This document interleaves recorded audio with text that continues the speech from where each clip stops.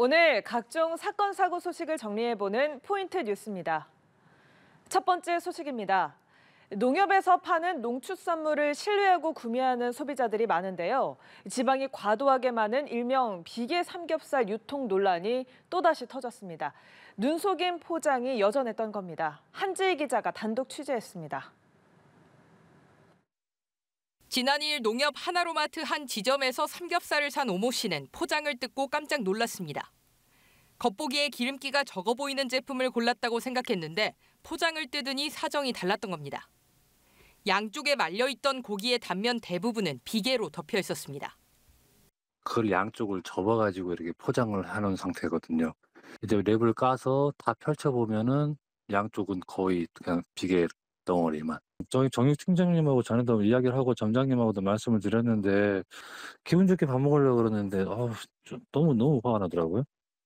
앞서 정부는 삼겹살 지방 두께는 1cm 이하, 오겹살은 1.5cm 이하까지 제거해야 한다는 지침을 제시하고 눈속임을 막고자 모든 삼겹살 단면을 펼쳐서 투명 용기에 포장하도록 하는 대책도 내놨습니다.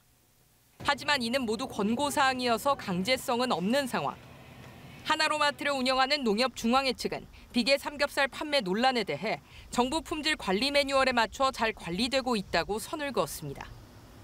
농식품부도 삼겹살 품질관리 매뉴얼에 입각해서 작업을 하고 있다고 하더라고요. 지속적인 매장 지도를 하고 있다고 말씀을 하시네요. 정부는 관리가 미흡한 업체에는 페널티까지 매기겠다고 밝혔지만 이처럼 일부 대형 유통업체들이 개선 의지가 없다 보니 정부 취지는 무색해지고 애꿎은 소비자만 피해를 보고 있습니다. 연합뉴스TV 한지입니다. 다음 소식입니다. 유소년 축구 훈련기관 손축구 아카데미에서 아동을 학대한 혐의를 받는 손웅정 감독이 어제 검찰 조사를 받았습니다. 이번 사건이 알려진 이후 손 감독이 수사기관에 출석한 건 이번이 처음입니다. 이상현 기자입니다. 아동복지법상 아동학대 혐의를 받는 손웅정 감독이 지난 화요일 검찰에 출석했습니다. 같은 혐의를 받는 손흥민 선수의 형, 손흥윤 수석 코치와 또 다른 코치 한 명도 함께 조사를 받았습니다. 검찰이 경찰로부터 사건을 넘겨받은 뒤 처음 진행한 소환조사입니다. 사건이 공론화된 뒤 손웅정 감독이 발표한 입장문과 같은 내용의 진술을 한 것으로 전해졌습니다. 검찰은 손 감독이 혐의에 대해 충분히 소명했기 때문에 추가 소환 가능성은 작다고 설명했습니다. 앞서 이들은 아카데미 소속 유소년 선수였던 A군을 신체적, 정서적으로 학대한 혐의로 고소당했습니다. A군 측은 손흥윤 수석 코치가 일본 전지훈련 중 코너 플렉으로 허벅지를 한 대 때려 전치 2주의 상해를 입었으며 손 감독으로부터는 훈련과 경기 때마다 욕설을 들었고 또 다른 코치에게는 지속적인 괴롭힘을 당했다고 주장하고 있습니다. 이에 대해 손 감독은 혐의를 인정하면서도 지도자들의 행동에 있어서 아이들에 대한 사랑이 전제되지 않은 언행과 행동은 없었다고 강조했습니다. 이런 가운데 A군의 아버지가 합의금으로 수억 원을 요구한 녹취록이 공개되면서 또 다른 논란이 일고 있습니다. 녹취록 등을 보면 A군 아버지는 손흥민 선수의 이적금 등을 거론하며 5억 원을 제시했다가 1억 5천만 원까지 낮췄습니다. 일각에서 아동학대 문제가 돈거래로 변질된 것 아니냐는 비판이 제기되자 피해 아동 측은 불법 녹취된 대화로 사건의 본질을 흐리고 있다며 반발했습니다. 피해 학생 측은 손 감독 측이 사과보다 먼저 합의금 얘기를 꺼내자 홧김에 5억 원을 얘기한 것이라며 억울하다는 입장을 밝혔습니다. 이에 따라 이번 사건이 합의금 녹취를 둘러싼 또 다른 법정 공방으로 번질지도 관심입니다. 연합뉴스TV 이상현입니다. 세 번째 소식입니다. 서울에서 7년 동안 무려 600여 명을 속여 1,000억 원을 가로챈 사기범 일당이 검찰에 송치됐습니다. 친인척들까지 범행에 가담했는데 피해자 대부분이 중년 여성이었습니다. 가장 먼저 재판에 넘겨진 총책과 최상위 모집책은 1심에서 중형을 선고받았습니다. 보도에 김유아 기자입니다. 서울 마포, 은평 등지에서 본인을 잘 나가는 사업가로 소개해온 A씨. 소개 등으로 알게 된 지인들에게 자신이 운영하는 대부업체에 투자하라며 권유하고 다녔습니다. 그 돈으로 카지노, 경마장, 코인 회사 등에 투자해 매월 5%씩 이자를 지급하겠다는 겁니다.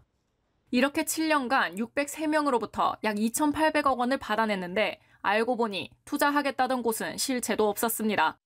초기에 지급됐던 이자는 또 다른 사람들에게서 받은 투자금을 끌어다 쓴 것으로 조사됐습니다. 서울경찰청 금융범죄수사대는 이런 방식으로 투자금 중 1천여억 원을 빼돌린 A씨와 최상위 투자금 모집책 등 3명을 사기와 유사수신행위법 위반 혐의로 구속해 검찰로 넘겼습니다. 피해자 대부분이 40, 50대 여성으로 평균 피해 금액은 무려 4억 5천만 원 상당에 33억 원까지 투자한 사람도 있었습니다. 또 범행 과정에서 A씨 친인척도 차명 계좌를 내어주는 등 범행에 동원된 것으로 조사됐습니다. 그 친오빠와 조카까지 그 범행에 동원하고 사치스러운 생활을 영위한 사기가 포함된 전과만 8건에 해당할 정도로 경찰은 A씨 친인척과 투자금 모집책 등 18명도 함께 불구속 송치했습니다. 지난해 10월 가장 먼저 송치된 A씨는 1심에서 징역 17년을, 최상위 모집책 2명은 각각 징역 10년을 선고받았습니다. 연합뉴스TV 김유아입니다. 마지막 소식입니다. 전북 남원 지역 15개 초중고교에서 학생 등 식중독 의심 환자 200여 명이 발생해 방역당국이 역학조사에 착수했습니다. 학교들은 재량 휴업을 하거나 기말고사를 연기하는 등 학사 일정을 조정했습니다. 김경인 기자입니다. 보건당국 관계자들이 식단표를 꼼꼼하게 살핍니다. 급식실 방역도 이루어졌습니다. 학생과 교직원들이 식중독 의심 증세를 보여 치료를 받았기 때문입니다. 열이 38도 60도 올라가면서 지금 학교에 분류했는데요. 오늘 반 친구들도 기도하고 봉사하고 연락하는 모든 친구들도 결석한 친구도 있었고. 남원 지역 학생과 교사들이 연이어 병원을 찾기 시작한 건 지난 2일 오후부터입니다.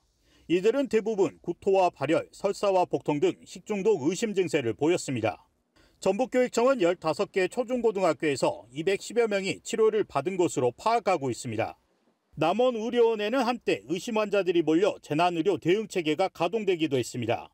집단 환자가 발생한 학교에서는 모두 점심급식이 이루어졌습니다. 교육청과 보건소는 학교 급식실을 폐쇄하고 역학조사에 착수했습니다. 아이들이 그날 먹었던 그 식재료로 공급했던 식단에 나와 있었던 보존식과 그날 학교에서 먹은 물 그리고 그 식기구 그런 환경 검체를 지금 진행하고 있습니다. 학교들은 학사 일정 조정에 나섰습니다. 일부 학교는 재량 휴업과 단축 수업에 들어갔고 고등학교 등 4개 학교는 기말 시험을 연기했습니다. 장마철 고온다습한 환경이 이어져 식중독에 대해 각별한 주의가 요구됩니다. 연합뉴스TV 김경인입니다.